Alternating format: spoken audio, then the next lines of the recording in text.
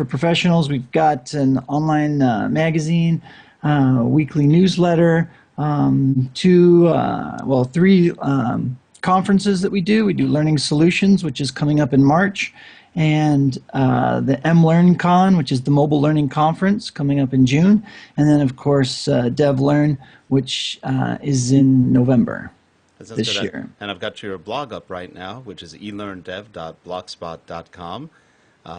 A lot of good information there, and I see the Learning Solutions logo right there. That's going to be a good show.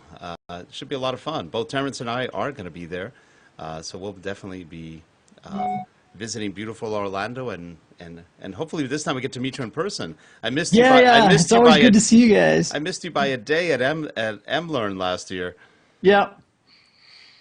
Yeah, it'll all come together. It's a great event. Yeah, so I'm definitely looking forward to it. And just to let you know, Clark Quinn is calling you Shaggy. He's not in the chat room, but he is on eLearnChat, so he's watching us there. Oh, so he's not in the regular chat window. As well as Aaron Silvers, looks like he just popped in there as well. So we've got some of your regular fans popping up now. Yeah, this is my winter coat. Yeah, it gets really cold in Arizona, right? Yeah, it's just horrible. I tell you, it's horrible. I thought you were just feeling jealous that Aaron was getting all the attention for his beard, and you just wanted to join the club. But actually, since I've known you, you've always had a beard. Oh yeah, no, I think that. Well, I don't know. I guess I shouldn't speak for them, but I think they might be referring to the mop on my head. Oh, okay. Yeah, I'm normally pretty closely high and tight, I think is what they call it, right? So I haven't grown it out in a while. I think it looks good. It looks good. So thanks. What's happening with mobile? Where are we going with that? I know that's kind of an open-ended question. It can be taken anywhere, but let's see where you take it. And you're talking about mobile learning, right?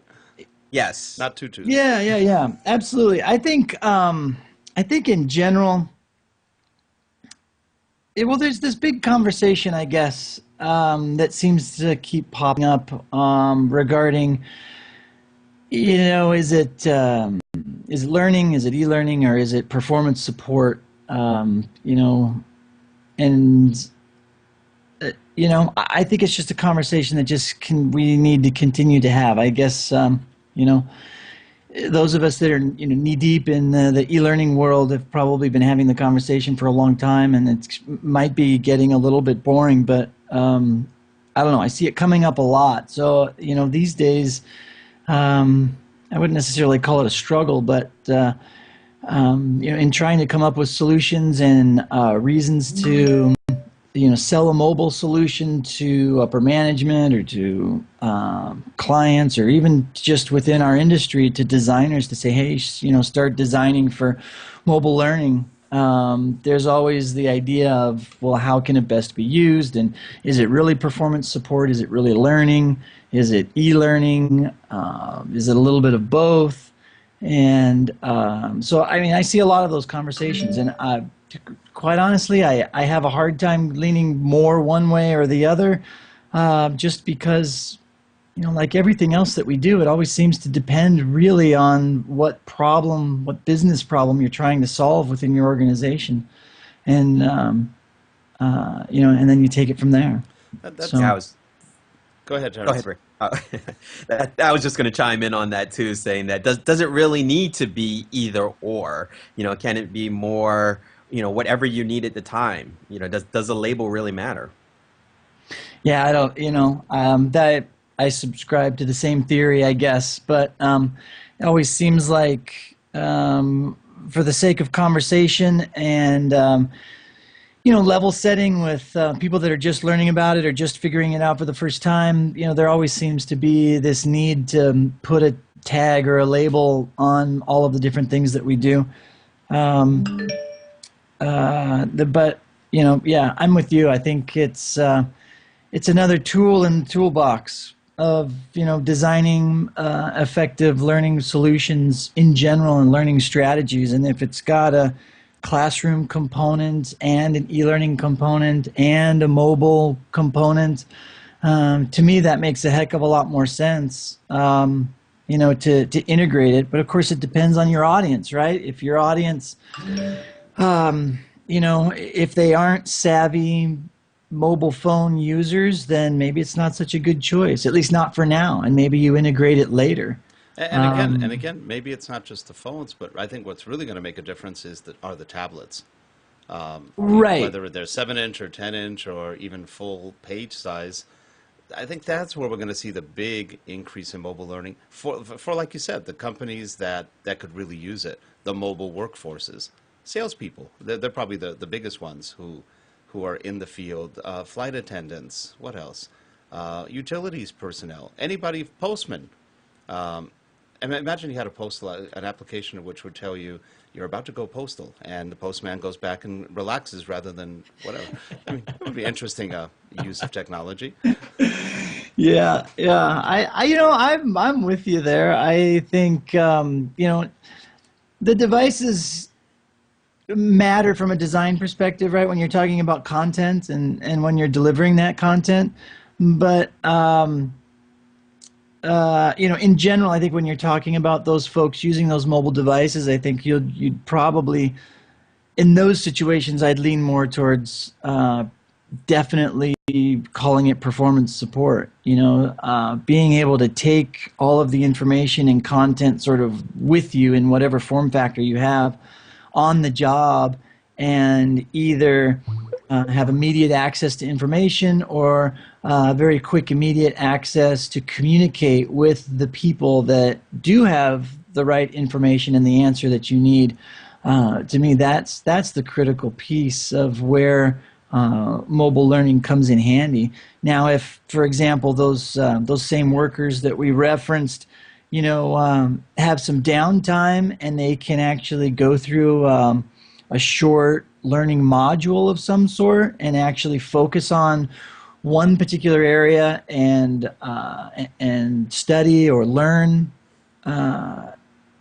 something, whether it's about their job or about their career or it's a compliance thing. I think that's a bonus as well. But I think most people are looking at the mobile devices more from what you originally pointed out, and what I would call, and what everybody seems to call, a performance support standpoint. Terrence, anything going on in the chat room? Now, there was a little bit of a question around a comment that somebody else made in the that Clark had made regarding mobile is augmenting performance, and he did respond back to it. I'm trying to get his response into the chat window, but Brent, if you want, I know you didn't say that, but if you want to comment on what Clark has said, you definitely can, with mobile augmenting performance. Well, yeah. I mean, I don't want to put words into Clark's mouth. I mean, in his book describes a lot of what he means by augmented performance. But when I think of that term, I'm sorry, what's the name of Clark's book? I've got it right here somewhere. Well, I think he's watching too. So Clark, make sure you tweet us your book title. I just don't want to get it wrong. Designing Mobile Learning, is that right, Clark? Yeah, Designing eLearning. Yeah, it looks like we're from the tweet stream. It's coming in as Designing eLearning. Yeah, Tapping into the Mobile Revolution for Organizational Performance. Fabulous book, by the way. I think Clark really nailed it, and he comes at it from a very pragmatic perspective, and really hits a home run with this particular book. So I would highly encourage anybody that's interested in figuring out how to make eLearning work to definitely check it out. But I think when you're augmenting performance, I think it's another way of saying performance support. Giving people, workers, the ability to, like I said before, it's better. It's making us better, smarter, and faster at what we do. So instead of having to keep a lot of the knowledge in our heads as we go through our days working, it's great to know that we've got a tool that we can access not only just information and not only just consume information, but literally use it to reach out to large groups of people and ask a large audience a question that you may have when you're out in the field. So you're augmenting your performance with sort of your large social support network literally in your pocket wherever you go. Yeah, Um, and think of the culture shift. 10, 11 years ago, nobody went to Google. Nobody really knew what Google was, or right. they didn't think of going to a search engine or Wikipedia or anything else first to find information. Now, on a norm, I mean, how many times you're watching TV or something and all of a sudden you said, let me check out on something. Boom, you check on, you look at your phone, you look at your iPad, you go on the computer to find information on what you're looking at. So imagine taking that next leap over to now you want to learn something. Let's say you want to go to lynda.com. You want to go somewhere. You want to learn something new. You want to go to an e-learning guild article. You want something at the moment. Well, it's there. It's real easy to get to, whether you're doing it through Google or you're going directly to the websites. And I don't think we're quite there yet on the learning side where people are thinking, I want to learn something, but I can go on my device to learn it. But give it another year or two, maybe that shift will occur, if even that long. Well, do you think that M-learning is simply putting a label on something that's been around since we've had Wi-Fi? Yeah, I mean, I would say it probably even goes back further than that since not just Wi-Fi, but I think with cell phones. I mean, I think a commonly overlooked technology is just text messaging. It's when we talk about mobile learning. I mean, there's some pretty cool work being done with SMS for delivering, not only just delivering small chunks of content, but actually being able to do um, assessment, giving quizzes, giving tests over the air, over the cell phone devices. So you don't have to have a smartphone or a tablet or an iPad to deliver instruction or to assess whether somebody knows something. There's the other technologies work just as well, even voice. Is there an inherent danger that we're not looking at here in that perhaps there are some things that are best left not on a mobile device? And what they are, I really couldn't tell you. I'm playing a little bit more of a devil's advocate here, because I'm definitely a fan of mobile learning. But with I guess with poor design in any electronic form, there's definitely a hazard.